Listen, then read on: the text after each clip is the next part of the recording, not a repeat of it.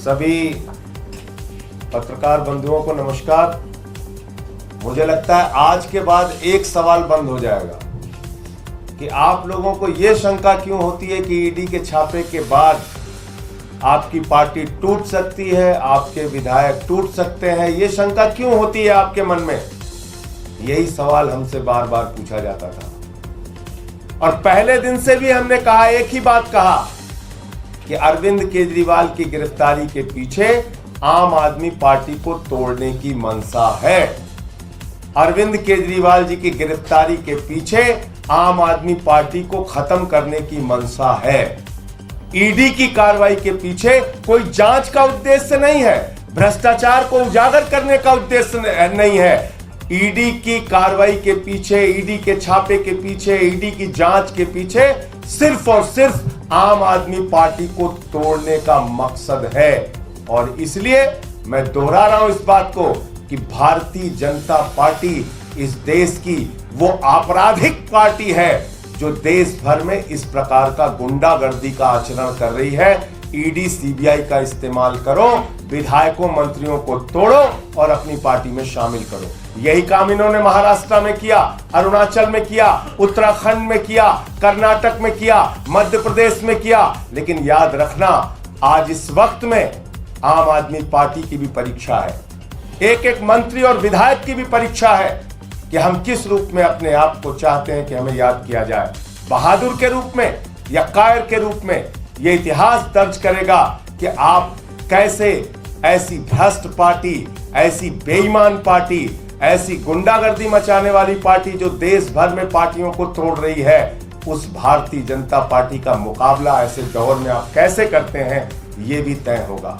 और मैं आपको दिखाना चाहता हूं, यही है राजकुमार आनंद, जिनके यहां 23 घंटे तक ईडी का छापा पड़ा था। 23 घंटे तक ईडी का छापा पड़ा था। पूरी की पूरी भारतीय जनता पार्टी ऊपर से लेकर नीचे तक चिल्ला चिल्ला कर कह रही थी राजकुमार आनंद भ्रष्ट है, राजकुमार आनंद भ्रष्ट है। पूरी की पूरी बीजेपी कह रही थी, सारा केंद्रीय नेतृत्व, इनके बड़े बड़े नेता नड्डा जी हो, अनुराग ठाकुर हो, पीयूष गोयल हो, सब ने बयान दिया राजकुमार आनंद भ्रष्ट है। बस देखना आपको यह है बीजेपी का चाल चरित्र और चेहरा आज से लेकर कल तक, या हो सकता है जल्दी ही आपको दिखाई पड़ जाए, वो व्यक्ति जिसके लिए खुद भाजपाई नड्डा से लेके अमित शाह से लेके मोदी तक सारे लोग कह रहे थे कि ये भ्रष्ट है, भ्रष्ट है, कल उसको माला पहनाते हुए शामिल करते हैं कि नहीं, ये पूरी दुनिया देख लेगी, पूरा देश देख लेगा। फिर उसके बाद पार्टी विद द डिफरेंस वाली बात मत कहना, फिर उसके बाद चाल चरित्र चेहरे वाली बात मत कहना। फिर तो भाजपाइयों कालिक लगा के अपने चेहरे पे घूमना। तुम्हारा कोई चरित्र नहीं है, कोई चरित्र नहीं है, तुम्हारा एक ही चरित्र है, पार्टियों को तोड़ो, सरकारों को गिराओ, लोकतंत्र को खत्म करो, संविधान को खत्म करो। लेकिन तुमसे आम आदमी पार्टी के जो निष्ठावान कार्यकर्ता हैं, जो हमारे विधायक और मंत्री हैं, ठीक है, कुछ लोग इस लड़ाई में पीछे हटेंगे, हम जानते हैं कुछ लोग इस लड़ाई में पीछे हटेंगे, कुछ लोग टूटेंगे, किसी का मनोबल कमजोर होगा, लेकिन लंबी तादाद, बड़ी तादाद उन लोगों की है जो इन परिस्थितियों का मुकाबला करेंगे। साथी मनीष सिसोदिया जी हों, सत्येंद्र जैन जी हों, अरविंद केजरीवाल जी की गिरफ्तारी के बाद भी पूरी की पूरी पार्टी एकजुट है, लामबंद है। किसी को आप बताइए, हमसे सवाल पूछते थे टीवी चैनल पर, कहां से आपके विधायकों से संपर्क कर लिया गया, किसको तोड़ने की कोशिश की गई, कैसे आप हवा हवाई बातें करते हैं? पता चल गया ना कि हम हवा हवाई बातें कर रहे थे, या भाजपा की मंशा यह थी कि केजरीवाल को गिरफ्तार करो और पार्टी को तोड़ो। हम तब भी सच थे, आज भी सच है और आगे भी सच रहेंगे और उसी सच्चाई के साथ करेंगे। आतिशी जी ने जब आरोप लगाया, जब सौरभ भारद्वाज जी ने आरोप लगाया, जब यहां बार बार इन लोगों ने कहा, हमारे माननीय मंत्रियों ने, कि ये सब खेल चल रहा है बीजेपी वालों का, एक मीडिया वाला यकीन नहीं कर रहा था, सब हमसे उल्टा सवाल पूछ रहे थे। कल जब तस्वीर देखिएगा तो मैं मीडिया के मित्रों से कहना चाहता हूं, इतना साहस जरूर दिखाइएगा कि नड्डा से पूछिएगा कि जिस व्यक्ति से आप कह रहे थे 23 घंटे की ईडी की छापेमारी के बाद कि ये भ्रष्ट है, उसको आज आप कैसे भारतीय जनता पार्टी का पटका पहना रहे हैं? ये सवाल तो बनता है मीडिया के मित्रों।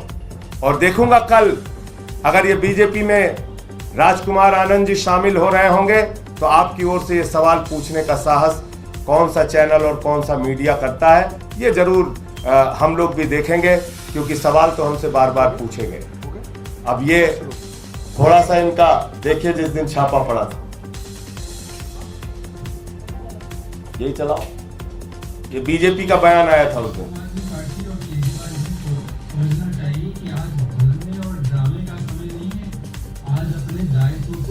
का समय है, जांच में हिस्सा बनने का समय है, विक्टिम कार्ड नहीं, भ्रष्टाचार का रिपोर्ट कार्ड देने का समय है। बस रोक दो। और जो पार्टी ये भ्रष्टाचार का रिपोर्ट कार्ड मांग रहे थे जिस दिन ईडी का छापा पड़ा था राजकुमार आनंद पे। तो और बाकी क्योंकि सरकार के वरिष्ठ मंत्री हैं सौरभ भारद्वाज जी, इनको बीच बीच में जब मैं उस वक्त जेल में होता था तो जेल में टीवी जो चलती थी समाचार देखता था, बहुत सारी सच्चाई का खुलासा पहले भी ये कर चुके हैं। मैं चाहूंगा आपके सामने विस्तार से अपनी बात रखें। संजय जी ने जैसा कहा, आज पार्टी के लिए वो क्षण है जिसमें कहा जाता है कि हमने कहा था, हमने बताया था, बार बार बताया था, अरविंद केजरीवाल जी को गिरफ्तार करने के पीछे पार्टी को तोड़ना और दिल्ली और पंजाब की सरकारों को गिराना ये मंशा है। और ये बार बार अरविंद केजरीवाल जी कह रहे थे। बहुत सारे साथियों को लगेगा कि हमें राजकुमार भाई से आज बहुत नफरत है, हम उनको धोखेबाज कहेंगे, हम उनको बेईमान कहेंगे, हम उनको ऐसा कुछ नहीं कहेंगे। मैं मानता हूं एक परिवार चलाने वाला आदमी, बच्चे हैं, परिवार है, इज्जत है, रिश्तेदार हैं, ऐसे में ईडी पकड़ के ले जाएगी, तिहाड़ में सालों सड़ाया जाएगा, ये सुन के वो डर गए। हर आदमी संजय सिंह नहीं है, मुझे लगता है कि वो डर गए। कई बार पार्टी कुलीग से ये बात कह रहे थे कि जैसे ही थोड़ा एक्टिव होता हूं फोन आ जाता है। इस तरीके से एक दलित समाज से आने वाले एक चुने हुए विधायक, एक दिल्ली के मंत्री को डराया जा रहा है। आप सोचिए आम लोगों की क्या हालत होगी इस देश के अंदर जब ये चुनाव जीत जाएंगे अगर, तो ये क्या करेंगे इस देश का हाल। थोड़ी राजनीतिक बात भी करूंगा। पटेल नगर एक रिजर्व्ड कॉन्स्टिट्यूएंसी है। ये बात राजकुमार आनंद जानते हैं कि रिजर्व्ड कॉन्स्टिट्यूएंसी के अंदर वो भारतीय जनता पार्टी से लड़ेंगे, बुरी तरह से हारेंगे, तीसरे नंबर पे आएंगे। वे विधायक इसलिए जीते क्योंकि आम आदमी पार्टी की तरफ से लड़े हैं, बहुत साल कई पार्टियों में रहे, उनको पता है क्या हाश होता है भारतीय जनता पार्टी का। इसके बावजूद उनसे रिजाइन कराया गया, पार्टी से रिजाइन किया, पद से रिजाइन किया, क्योंकि पार्टी से रिजाइन कर दिया तो वो विधायक भी नहीं रहे। कौन आदमी ऐसा करेगा? किसी को पार्टी से अगर दिक्कत भी होगी तो ये कहेगा ठीक है मैं अपना टेन्योर पूरा करता हूं, जनता के बीच में अपनी जगह बनाता हूं, टेन्योर पूरा होगा, पार्टी से रिजाइन करेंगे, जो पार्टी पसंद आएगी उससे लड़ेंगे। ये तो सुसाइड है, ये तो आग में कूदना है। कोई आदमी क्यों सुसाइड कर रहा है? उस आदमी की क्या मजबूरियां बना दी गई? आप सोचिए कितना डराया जा रहा है आज। एक चुने हुए विधायक और एक मंत्री को आज इतना डरा दिया गया कि वो आज रिजिग्नेशन करने के लिए छोटे से किसी कमरे में छुप के प्रेस कॉन्फ्रेंस कर रहा है। आपने देखा ही होगा। मुझे लगता है कि शर्म आनी चाहिए आज भारतीय जनता पार्टी को कि आज उसने इस देश के प्रजातंत्र की वो हालत कर दी है जिस देश का संविधान बाबा साहब अंबेडकर ने लिखा कि इस देश में लोग आजादी से जिएंगे, आजादी से सवाल पूछेंगे, सरकार से सवाल पूछेंगे, उस देश की हालत आज ये कर दी है कि चुने हुए मंत्री जो है इस तरह से रिजाइन कर रहे हैं। बहुत शर्म की बात है।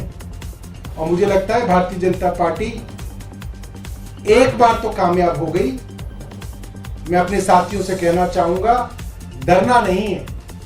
आपके सामने संजय सिंह का उदाहरण है, झूठे मामलों में फंसाया गया, 6 महीने रहे जेल के अंदर, मगर देखिए बाहर आए और शेर की तरह दहाड़ रहे। संजय सिंह बनना है, मनीष सिसोदिया बनना है, अरविंद केजरीवाल बनना है, सत्येंद्र जैन बनना है, राजकुमार आनंद नहीं बनना। हमें उनसे पूरी सहानुभूति है, मगर पार्टी में राजकुमार आनंद के लिए सहानुभूति सिर्फ इसलिए कि वो डर गए, मगर हमें राजकुमार आनंद नहीं बनना, हमें संजय सिंह और अरविंद केजरीवाल बनना है। बहुत बहुत धन्यवाद। एक इसमें जानकारी और मिली है, चाहे आप लोग कंफर्म कर लीजिएगा, कि उनके आसपास के लोगों ने ये भी बताया कि संभवतः 12 अप्रैल का ईडी का नोटिस भी उनको मिला था। और आज तारीख कितनी है? 10 अप्रैल। अभी मंत्रिमंडल में कौन नया मंत्री होगा? आरोप लगाने कह रहे हैं कि अब जिस सपने के साथ वो आए थे बाबा साहब के सपने के साथ, वो आप लोगों ने पूरा नहीं तो किया।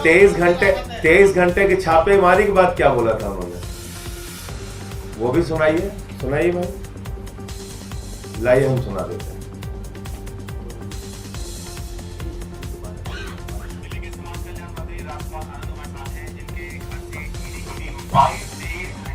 छापेमारी के बाद निकली है।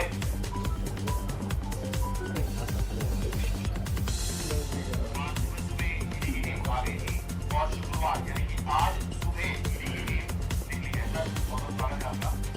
32 घंटे टीम आगे करते रही, एक सवाल उठा चर्चा कर रही थी कि 32 घंटे में क्या टूट गया या क्या हुई।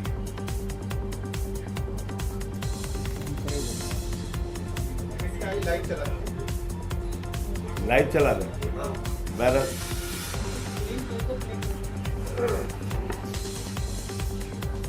अच्छा, मान नहीं रहा बात, लगातार किए जा रहा है। रुकिए भाई, जरूर सुन के जाइए आप लोग। इतना बढ़िया सवाल आपने पूछा है। बड़े पुराने पत्रकार हैं इसमें। अभी पहले ये सवाल होने इतनी चीजें मत फंसाओ, इसका जो चिंता है उस पर चिंता करो।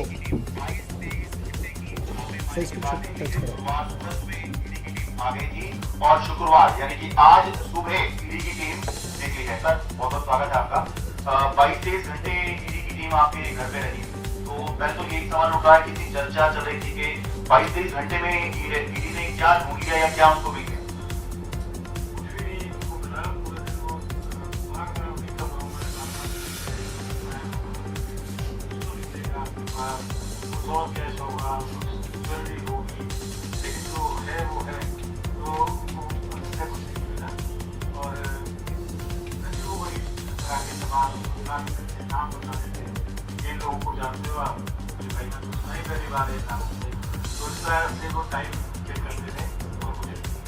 इससे पहले आम आदमी पार्टी के और नेताओं के घर पर या दिल्ली सरकार के और मंत्रियों के घर पर भी ईडी ने कार्रवाई की। तो उसमें हमने देखा कि 6-7 बजे के आसपास जो है ईडी अपनी कार्रवाई करके निकल जाती है। टाइम तो वही होता आने का सुबह का, लेकिन 6-7 बजे निकल जाती है। तो उसके बाद जब 6-7 बजे से रात हो गई तो चर्चा चलने लगी कहीं आप गिरफ्तार तो नहीं हो रहे हैं। तो आपको भी लग रहा था कि गिरफ्तारी आज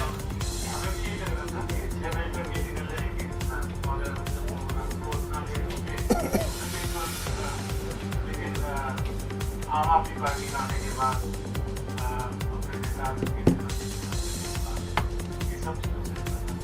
सुन लिया आपने?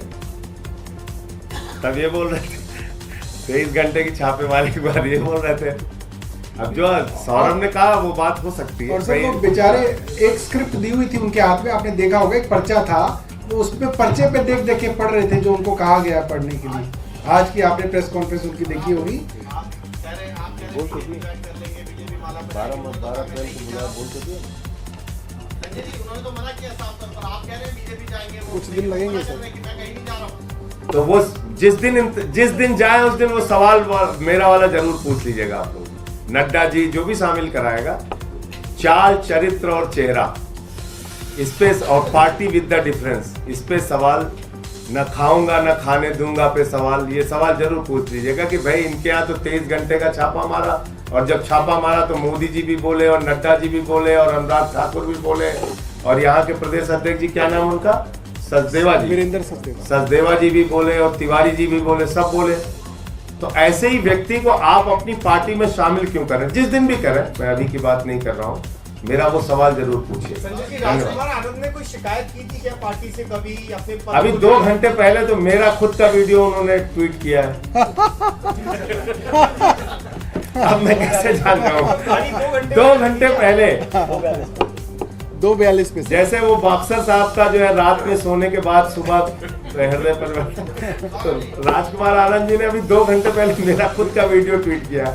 इसलिए जो सौरभ ने कहा कि सहानुभूति हो सकती है, परिवार है उनका, हो सकता है दबाव न झेल पाए हो, लेकिन ऐसे ही वक्त में बहादुरों की परीक्षा होती है, और आपके ऊपर जब संकट की घड़ी है तभी आपकी बहादुरी का परिचय होता है। तो अब आपको तय करना है कि किस तरह से देखें। बता रहे थे कि आपने अनरिजर्व सीट पर जो है एक दलित को टिकट दे दिया और खड़ा कर दिया लोकसभा चुनाव में। यहाँ तो आप ही ये कह रहे हैं कि दलितों को आप लोग सम्मान नहीं करते।